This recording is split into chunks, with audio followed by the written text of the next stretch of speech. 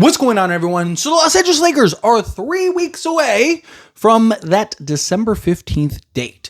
Now, the reason the December 15th date is important is because like 70% of the guys that sign new contracts or got extensions or whatever all become available for trade. A lot of players that are on the Lakers' radar or that the Lakers are potentially looking to make moves for, a lot of those guys become available. December 15th and then January 15th are usually the dates in which, like a large majority become available in December. And then that kind of next wave of guys become available in January leading into the trade deadline.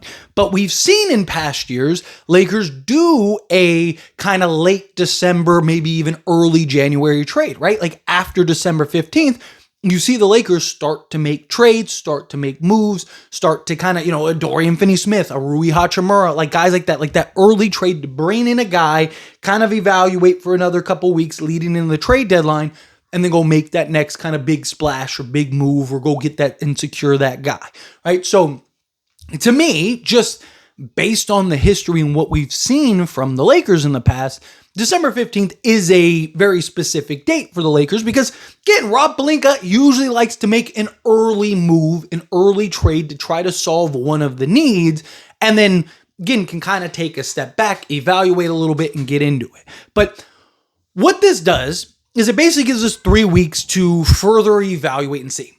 Everyone is healthy. Everyone is coming in. Everyone is starting to play. JJ Redick's got a lot to figure out, right? Because believe it or not, this team actually has some depth, which is nice. Because, we've had some years where it's just like we're making an argument not to play guys. Where now this year, it's like we're making arguments to, like, man, you could make an argument for like 5 guys to start next to Luka, Austin Reeves, LeBron James, and DeAndre Ayton, right? So it's a nice luxury to have. But, more talent, more depth means more figuring things out, right? When everyone's healthy. It's easy when guys are out. Knock on wood, you don't want that. But it's easier when guys are out because it's like, okay, well, LeBron's going to miss 2 weeks, so these guys get to play more, right? Like, and you can, disperse the minutes accordingly and whatnot. But when everyone's healthy, like we saw Jared Vanderbilt have a DNP, right? There's going to be nights where guys are going to get a DNP or guys are only going to play small minutes because another guy really steps up, right? If Jake LaRavia's killing it, right, why would you take him out? Which means guys like Rui might play less minutes or Marcus Smart or whatever, or Jared Vanderbilt might play less minutes. But in a night where Jake LaRavia's having his struggles, he's not shooting the ball well, or the defensive assignment's just a little much for him or whatever, right? Now maybe you are going with more Marcus Smart and Jared Vanderbilt. Like, again, you're going to have to do this by committee.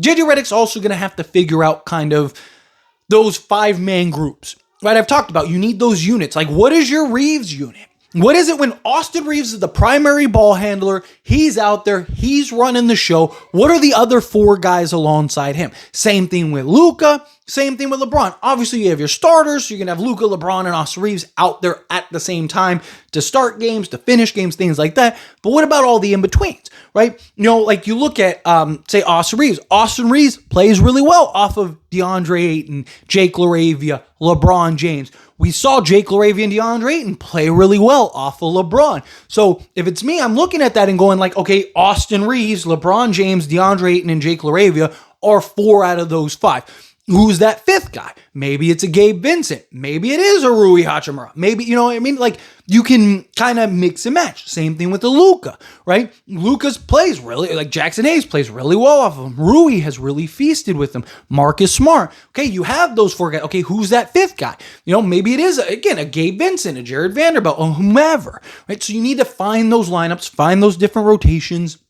Start to see like, okay, what are the guys that are really rising to the top? What are the guys that are expendable from a Rob Pelinka standpoint, right? Rob needs to be evaluating and seeing, okay, what guys can we not lose, right? Obviously, everyone has a price. No one's truly untradeable, right? But again, who are the guys that are lower on the pole as far as like totem poles of guys we're trading, right? Who's kind of more towards the top, right? Maybe it is a Gabe Vincent. Maybe it is a Jared Vanderbilt. Maybe it is, but maybe Jared Vanderbilt's just like killing. It's just like, hey, maybe his 3-point shot starts to come around and it's like, hey, do we really want to trade him, right? But maybe it's like, hey, he's getting DMPs. He's not really like JJ's kind of like, hey, you know what? Like, it's hard to find minutes for Vando because he's just such an offensive liability and Jake LaRavia and Marcus Smart and all these other, right? So it's like, okay, we can get off of a Jared Vanderbilt, right? Rui Hachimura, does he end up accepting a bench role at some point? And, he really embraces it. He's giving you like 15, 17 off the bench or whatever,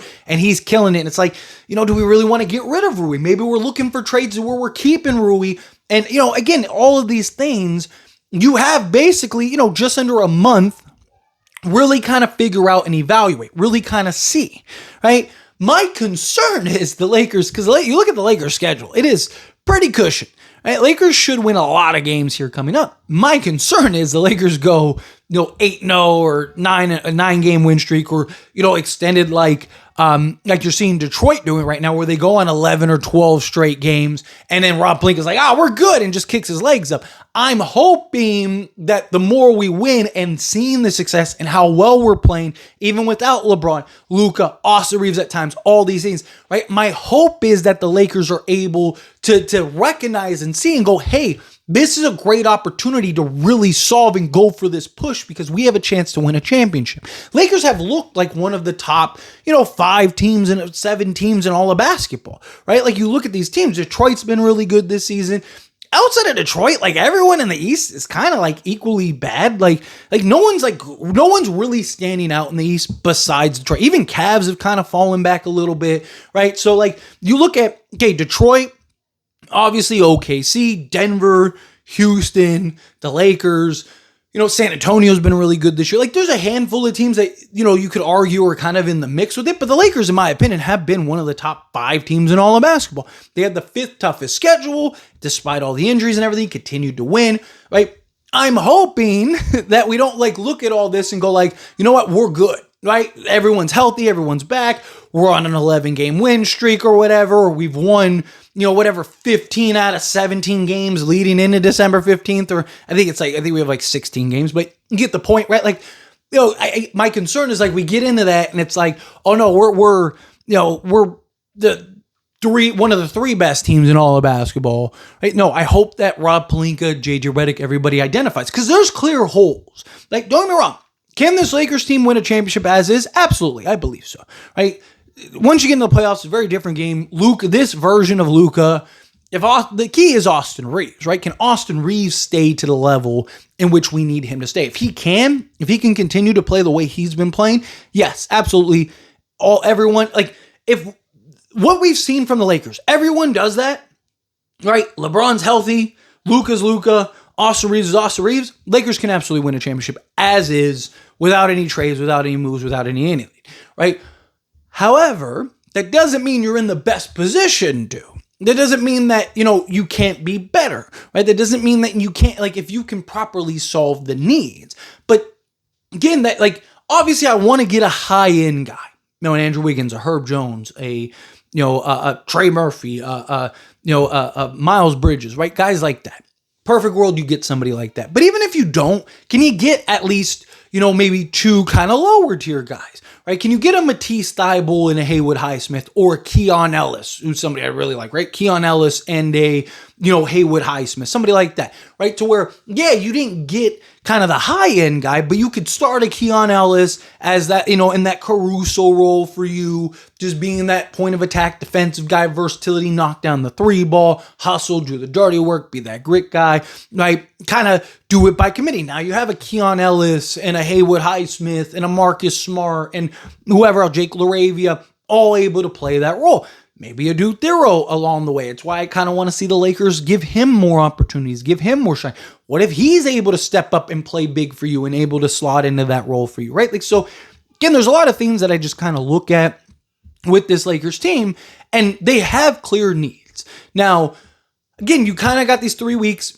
Coaching staff's got to figure things out. This team as a whole has to figure things out. Rob Pelinka has to figure things out. So you kind of, it's good that, everyone came back and is healthy, and it's next week is the trade deadline, right? It's you didn't really get to evaluate to the way in which you wanted to, right? Rob Pelinka talked about he wants to spend the first, 15, 20 games, 25 games, whatever, 20, 25, I think it was 20, 25 games, right? To kind of evaluate and see. Well, again, that kind of leads you into the December, 15th range. So I think Rob Pelinka will be able to kind of take a step back, see what this team's got. You got a lot of things you need to figure out, but you have the time to do that. That's why I wanted to talk about this. Why I think it's important to kind of discuss this, because again, it kind of gives us that sample size now.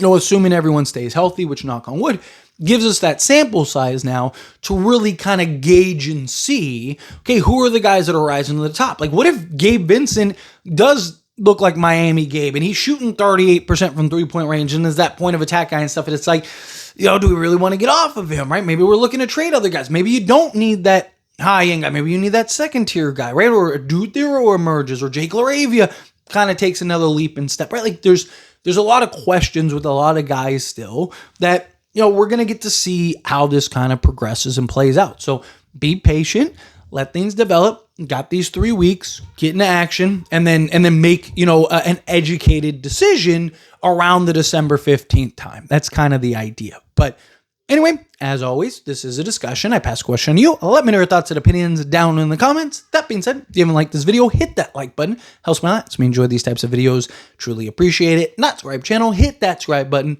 Turn on the bell notifications. Appreciate y'all. See you in the next one. Thank you.